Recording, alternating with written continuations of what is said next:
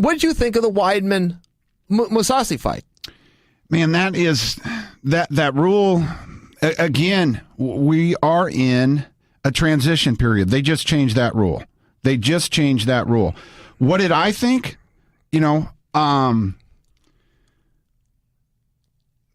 I thought the way it played out was wrong.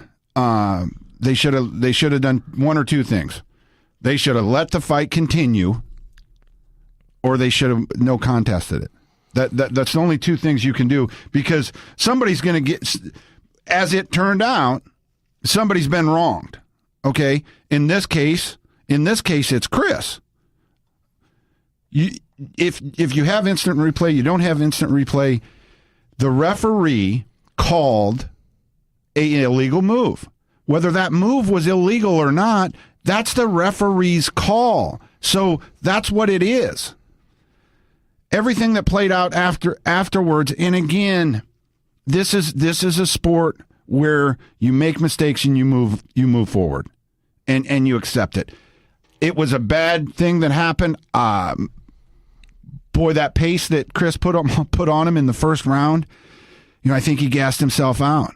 And he's a wrestler. He's smart. He's going to take his time. He's going to get back in there and get his win back. So yeah, I wish it wouldn't have happened like that. I wish they would say, hey, let's run this back. Apparently, Mousasi is at the end of his contract, and he's ticked off. Yeah, that was just unfortunate. I don't know how ticked off Mousasi is. He did say some stuff that I want to be paid more, but he was pretty calm. They even asked him, it was Errol, and he said, well, are you going to look to go to Bellator? And he said, oh, no. I want to stay with the UFC. I just want to, kind of get these numbers right. I thought Mousasi played that pretty good. I don't like it when guys take their grievances to the media. There's a time and a place for that.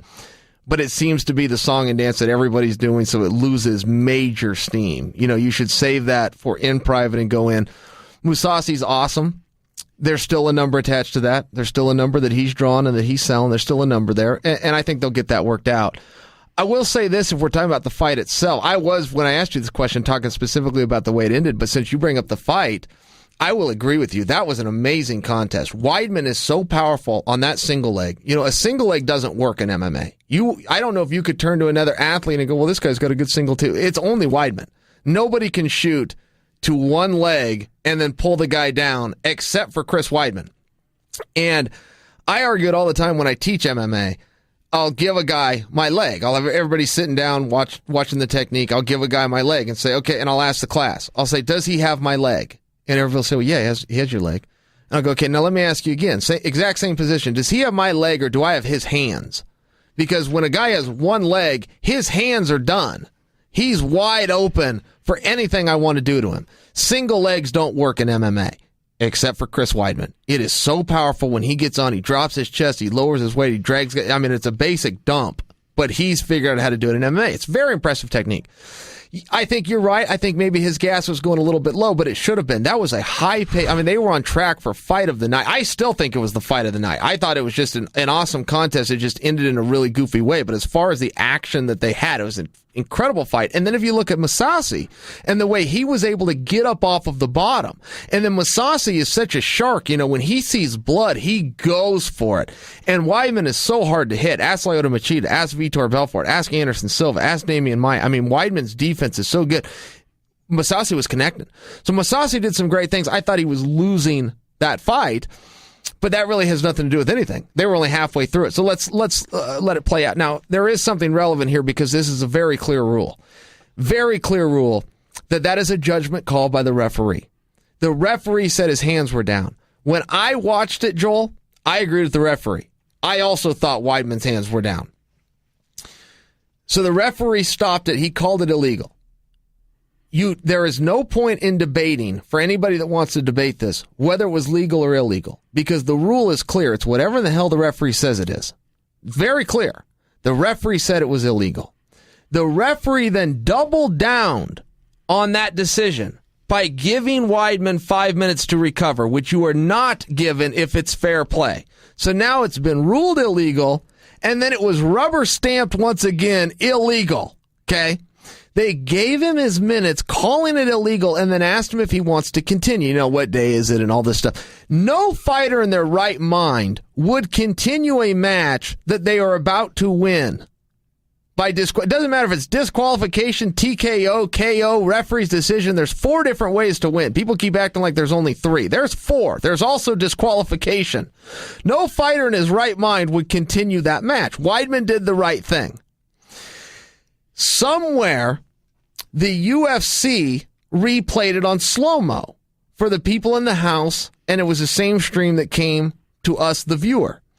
And their production showed that a hand was up. Now, that was still a referee's call because it's not just when the knee lands, and that's what everybody's married to on this. It's when is the knee thrown. If both of your hands are down and I start to throw a knee and you lift a hand and it connects with you while one hand is up, that's still illegal. I cannot throw a knee. It's not I can't land a knee. I cannot throw a knee when both of your hands are. So that's still to this day a judgment call. That's as close as it possibly gets. But the call was made, and the call was double downed on by giving him his 5 minutes. It's illegal, period. That's what was ruled. To then say, not only is it not illegal, this contest is over. It's not a no contest. You now lose. It's not within the rules. It's also very relevant if you want to get technical. Who did the instant replay? It was not done by the commission. They did not sit down at a monitor and have an outside referee and the in-ring referee review it.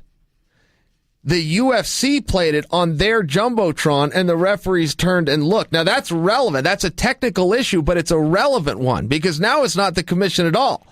So an outside referee used the UFC's video production to make a ruling after an inside referee had already made a ruling and doubled down on his ruling.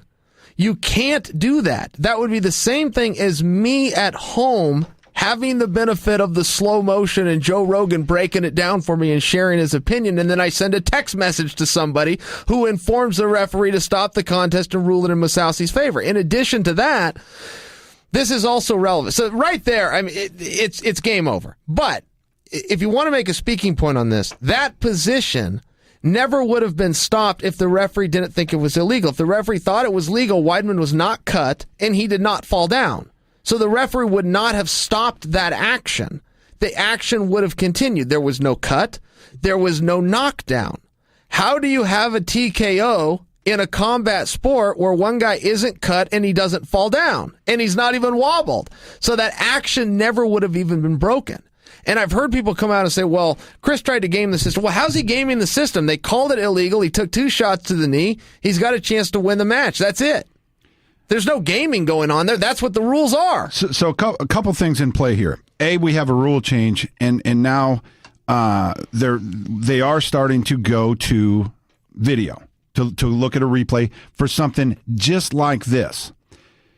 It's not set up everywhere. So what happened in the co-main event of this card was going to happen. It might have happened in a Bellator show. It might have happened on the undercard. And then what happens is now, okay, we made a mistake here. Here's how we're going to fix it. Let's move forward and get over it. It just so happened Chris and Mousasi are the ones that it happened to. It could have happened to anybody, and it was a mistake. That's it. That's all it was. And it stopped us midway through a great fight that I want to see again. But I think there's a bigger question here, Joel. You're calling it a mistake. I believe there was an error made. But if the authorities do not, if they're saying, no, that's the way it should have been done, we had the benefit of instant replay. There's only three jurisdictions in all of America that have the benefit of instant replay, and one of them is a tribal council. So to start right there, they don't have the benefit of instant replay. Show me anywhere in the rule you don't have it. That's not true. Secondly, you didn't have an instant replay. You turned to the promoter's production through the house and watched that. So that's out of bounds. Secondly, the one thing that you do have in the bylaws is a referee's opinion. And the referee had made a call, and he doubled down on it. It was an illegal move, period. That's just the way it works. There is jurisdictions where you could turn to instant replay, but this isn't one of them. So that was wrong that it happened to Weidman.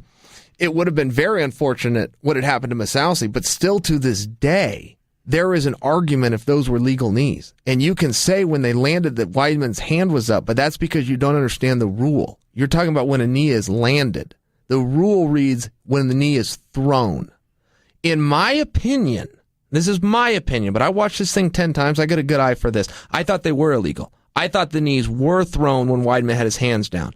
I don't like that rule to start with. I don't get it. I think it makes the sport more violent. I don't know why it would be encouraging people to knee other folks in the head. And you also have to consider it is illegal to hit somebody on top of the head. And the way top of the head is identified in every jurisdiction is the mohawk. If somebody had a mohawk, anywhere where that hair would go on a mohawk from the very back of your neckline to the very front of your head, that's the top of your head. Coming in anywhere where that mohawk would not be, the ears, that's all legal. When a guy is trapped in a front headlock like Weidman was, there is nowhere for those knees to go except the top of the head. They're not going to land in your forehead. They're just not. They're not going to land in your nose. They're not going to land on your chin. Your face is down. The only place the knee can go is where it's illegal, is the mohawk. That's, of course, not an absolute answer, but for the most part. So that rule just scares me a little bit. I think we saw it here. I thought the referee made a good call, and the reason I think it was a good call is it's the one I had. When the knee landed, whoa, that's illegal. Weidman's got both hands down. They showed the instant replay. I saw where his hand was up. But that's still an argument to this day because people are misapplying the rule. It is not you can't land a knee. It is you cannot throw a knee. And I think that's still in question. I really do.